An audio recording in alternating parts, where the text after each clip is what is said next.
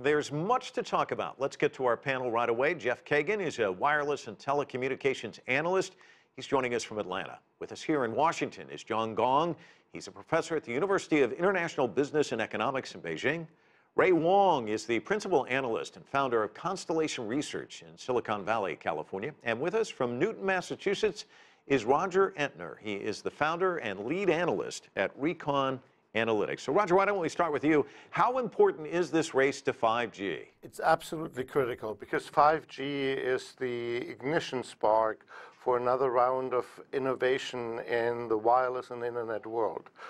We saw it very clearly with earlier generations, what it can do for economies that have leadership in a new wireless generation, and what happens to regions where who lose the leadership. For example, here in the U.S. Was leading in 1G, then it lost leadership in 2G, and we had the infrastructure industry in the United States and Canada basically die. Lucent, Motorola, Nortel were world leaders, and they disappeared and were bought. The leadership went to Europe, and we had companies like Nokia, Ericsson, Siemens making handset equipment, being the world leaders in handsets. And they lost the leadership here, and Nokia no longer makes handsets. Ericsson no longer makes handsets. Siemens exited the market. Then the US took over 4G leadership with a massive amount of investment into the networks, and we have now Android and from Google, and we have Apple dominating the handset world. And so with 5G, we will have a new set of innovations because it brings massive advances like near zero latency, where everything becomes instantaneous, and edge computing, something that doesn't exist today. All right. And so whoever leads in 5G will become the epicenter of innovation and shape the world we're in for the next decade. All right, so there's a lot riding on this. Jeff, do you agree with his assessment? Is it better to be number one, get there first? You know, that's a good question. And while I agree with Roger on many things, I don't really think it matters who's first to 5G. We have to realize that the wireless industry continues to rapidly grow, has over the last several decades, will continue to do so. If you think back, who was first to 4G, who was first to 3G, who was first to 2G, I think initially it matters. Initially there are bragging rights. Initially some companies have an advantage. But as you go through time, the customers in every country, all the competitors in every country are all offering 5G. All the 5G is going to be offered in every country. So I don't think there's an advantage. The companies that Roger was mentioning that were leading, that now are not leading, I think that could have happened with or without the moves from one generation to the next. I think that was just poor marketing decisions on the company's points. They were not there when the change curve happened. When the change curve happens, you have to know it's happening, and you have to put yourself in front of that change wave. If you don't, the wave is going to move on without you. You know, Ray, it's interesting to hear these two different perspectives, because I remember talking to one of the founders of LinkedIn, and there was this race to get online first. They were not there first. They had a competitor who since, I think, had gone out of business, but they got online before LinkedIn. All the people involved with LinkedIn are just crushed. They're like, oh, we're going to get destroyed. We should have been there first. And yet the other company didn't have the capacity to deal with, they didn't have enough servers. It crashed. LinkedIn learned from that. So when they did go on, they were successful. Their competitor actually fell by the wayside. So I guess getting there first sometimes is not always best, isn't it? Well, you know what? I mean, look, we got to salute the pioneers who get there. There's a lot of investment, billions going into redoing the infrastructure to get 5G up and running. And people are still talking about 6G right now, right before Mobile World Congress. So that's always going to be the case. But I think the important thing is to think about the use cases that we're going to get out of 5G. That low latency means autonomous vehicles are going to happen. It means robotic surgery is possible and telemedicine, right? So what we're seeing is a whole bunch of use cases and business models that will support 5G starting to come, especially low latency, 100 times the speed, seeing new chips and processors come out the gate. Who wins and who loses? There's a little bit about that from a strategic perspective from countries that are worried about intelligence, worried about safety and privacy. I think those are going to be issues that get talked about later. But more importantly, it's really about the advances that help new business models, that change society, that bring new entertainment options out there. I think that's what we're going to get excited about, not who's number 1, 2, or 3.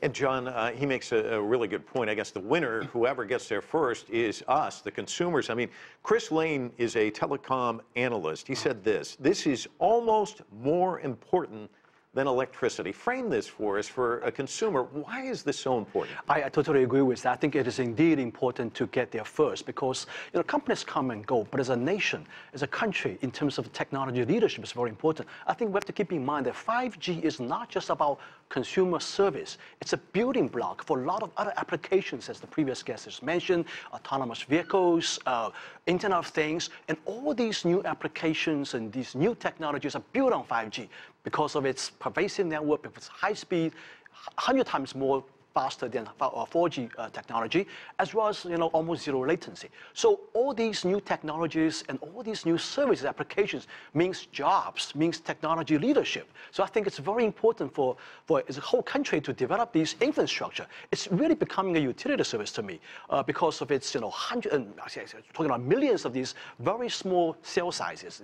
The 5G, what's interesting about 5G and unique about 5G is because it's a very small cell size. So we're talking about deploying millions of these very small size cell base stations. And this is an infrastructure we have to build very quickly, I think.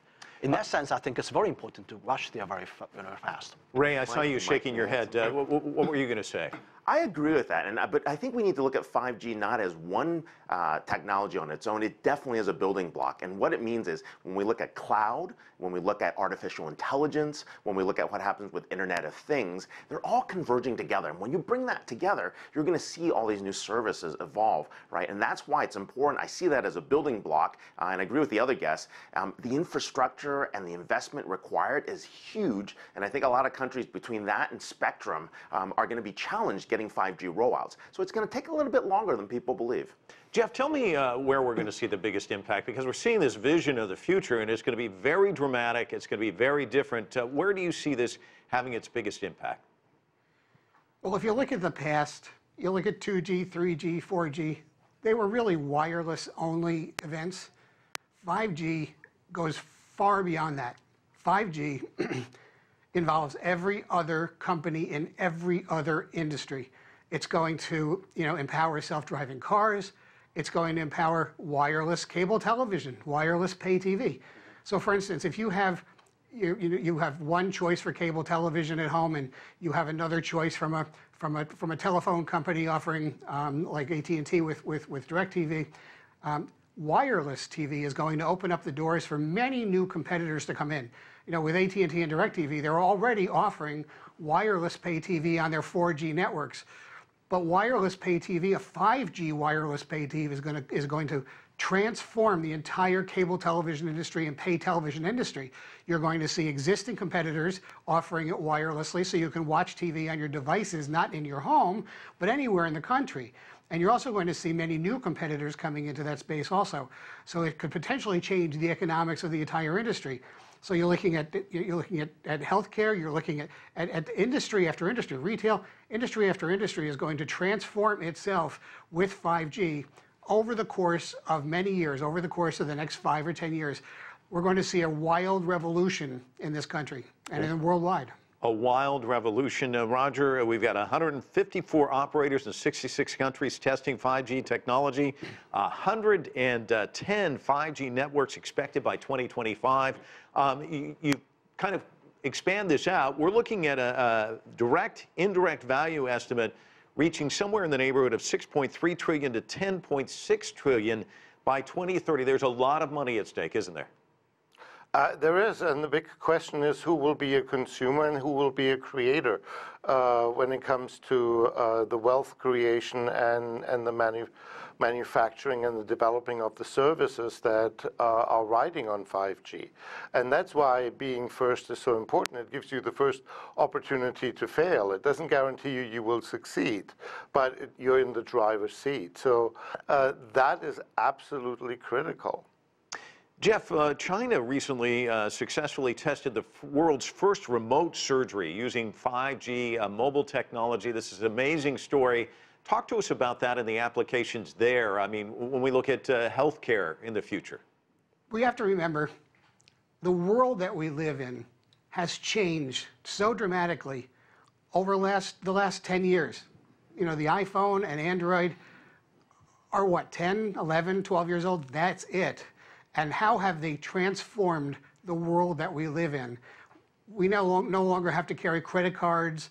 You know, we no longer have to carry, you know, the keys to the cars and to the houses because we can start them and open them with our iPhones or with our Androids. And the change that we've seen over the last 10 years will be nothing compared to the changes that we're going to see over the next 10 years. The next 10 years is going to shake us all. And it changes in healthcare. You're going to be able to provide elaborate healthcare services over 5G networks with real time, with mechanical devices, where the doctor is in one city and the patient is in another. And you know, you look at IBM with their Watson. You look at IoT, Internet on, you look at virtual reality. You look at AI, artificial intelligence. You look at all of these different technologies. How 10 years ago, they weren't on anybody's lips. Today, it's on everybody's lips. And John, we're seeing some major developments in China. Shanghai, the railway hub there, by the end of the year, they hope to have this in place. I was just reading they did a test. This is actually in the China Daily today, demonstrating the performance, enabling a 5G film to be downloaded in 1.2 gigabits per second. It's just like instantaneous. You can be watching a movie. It's downloaded in record time.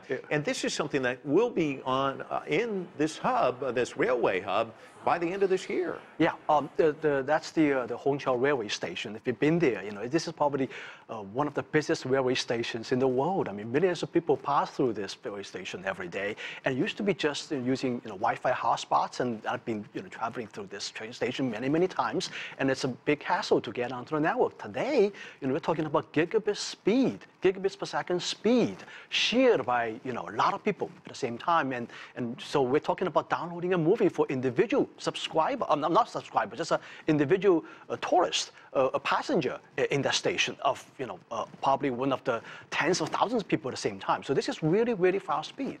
And it's going to transform, I think, the passenger experience. Today, even for example, in China, when you travel on a high-speed rail train, which travels at about 300 kilometers per hour, and you can still have a very good speed on the train.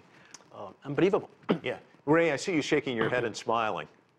I am. I mean, we've got these new business models that are coming. These are data-driven digital networks. I think 5G and the multiplexing capabilities allow you to do different services at once. I mean, this is changing everything. Field service, you can walk in, right? An IoT device tells you exactly what's broken, right? Someone in the back is actually helping you figure out how to solve a problem because you need help, right? And all of a sudden, you can see the next schedule out there and a training video shows up. All these things are now possible, and I think it's going to be important to watch what new business models emerge, especially when we're here at the heels of beginning of Mobile World Congress that's coming up in a few weeks, and of course this week Samsung's event's picking up. All these things are showing that we see new opportunities out there, but I think the other flip side that we have to look at is really are nations, are companies ready to make that investment for 5G to be enabled? Because I still see a little bit of hesitation there, and I think that's the part we have to worry a little bit about. Roger, there's no doubt China's all in. What about Ray's point? Are countries willing to dive in, spend the money that's needed?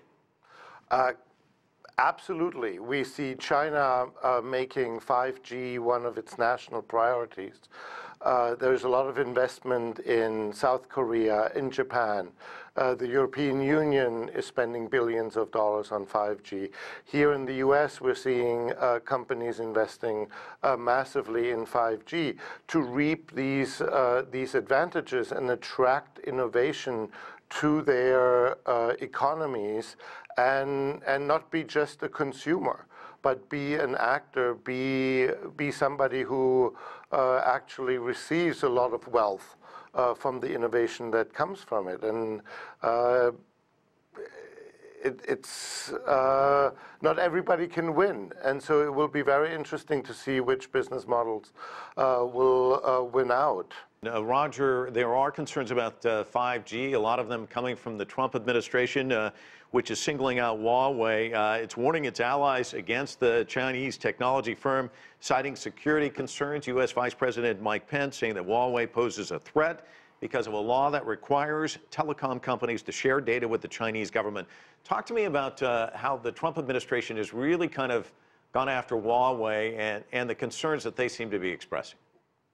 Well, as you mentioned, the American government is very concerned about the potential of having the 5G networks being exposed to Chinese state security. And as you mentioned, there's a 2017 law that requires Chinese government companies to cooperate with Chinese intelligence and be quiet about it. And so it from what we know, it has shared some of its concerns and probably more than it shares with the public with some of its closest allies, and has asked them to refrain from using Huawei, which is one of the key leaders, and has significant market share, especially in Europe, in 4G networks and wireline networks. Well, the Ministry of Foreign Affairs has pushed back on this, but they're not alone, John. The UK has an intelligence agency. It's known as the GCHQ. Right. Its stated aim is to protect the country and its citizens and individuals, groups, and countries wishing to do harm or damage the UK financially. Mm-hmm. And the former head of this organization, Robert Hannigan, is quoted as saying, "Never found any evidence of malicious Chinese state cyber activity through Huawei, and that any assertions that any Chinese technology in any part of a 5G network represents an unacceptable risk are nonsense." I guess the best way to eliminate competition is just move them off the field. In fact, China Daily today saying Huawei's 5G prospects in Europe actually brightened by this UK report. And the Foreign Ministry pushing back against this. Is this basically an effort by the U.S. to try and sideline a competitor from another country? Well, I think the U.S. government has been going after Huawei for many years so far. In addition to this issue, there are also other lawsuits right now going on. But the problem is that there is not really a shred of evidence showing that Huawei has ever cooperated with Chinese government on intelligence work. You know, the piece of legislation the guest was talking about is what's called China's Intelligence Law, Article 7. This article says that any corporate entity has the obligation to cooperate upon request with Chinese government on intelligence work according to the law. But I think there's a higher constitution here. The constitution clearly says that the state protects the interests of private companies. And you would imagine that how can a Chinese government put Huawei at arm's way in the international market? If there's only one instance, one evidence of showing that Huawei is doing that, this whole company will be gone. We're talking about a $100 billion company. And, you know, Mr. Ren Zhengfei, the CEO of the company, has said that he would never put the interests of his customers ahead of anything else. And I think there's a legal basis behind that statement. And a legal statement is the Constitution. So I think, you know, from that perspective, so far, what have been reported, what have been theorized about Huawei is all hypothesis. It's all hypothesis, not a shred of evidence so far. So I think from U.S. government's perspective, this is really conviction by hypothesis. I think the international community really ought to give Huawei the benefit of doubt here. I mean, we have a track record of years and years of operation, not showing any evidence. And I think what's more important is that 5G is going to involve a huge amount of investment, billions and billions of dollars investment. And Huawei's products are very competitive, I mean, really, really competitive. And if you can build an infrastructure, build a utility kind of service at a very competitive price, I think this is the ultimate demonstration of national interest. So I think the Europeans are saying to the U.S. government, show me the evidence here. And I don't think that the leading governments in the European Union are going to be persuaded by that, by the argument of a hypothesis, I think. And this report you mentioned is a very good example that the UK government has stepped out and saying that this is not a case here. Jeff, it's interesting because we've heard about this new Cold War between China and the United States, but it's also sort of like the space race, isn't it? I mean, there's competition to get there first, to get to the moon first, now to get to 5G first. That's true. I was listening, and I don't have an answer to whether Huawei shares information with the Chinese government. I don't know anyone who does have an answer to that question. The problem is trust. I think it all boils down to trust. It boils down to, do we trust that Huawei is not sharing information with the Chinese government? And since I don't have an answer to the question, and I don't know anyone else who does have an answer to that, have an answer to that question, do we trust them with our personal and private and governmental and corporate information? Do we take that leap of faith? I don't want to say that Huawei is doing anything wrong because I don't know. But trust is crucial, and the trust doesn't seem to be there right now. And I don't know whether or not there's anything that Huawei can do about it, unfortunately. John, let's end there. Your thoughts on this trust issue, and it's interesting. People bring this up, because there's been examples here in the United States, Facebook and some other agencies here. We're having information kind of, wow, I didn't know that. Cambridge Analytica, of course, comes to mind. All of that. But on this trust issue, how would you respond to that? I think the network is running. It's actually open for inspection. Huawei made it very. I'm actually quite close to the Huawei management people, and they told me about this. And that they have opened their network. They've opened their gear.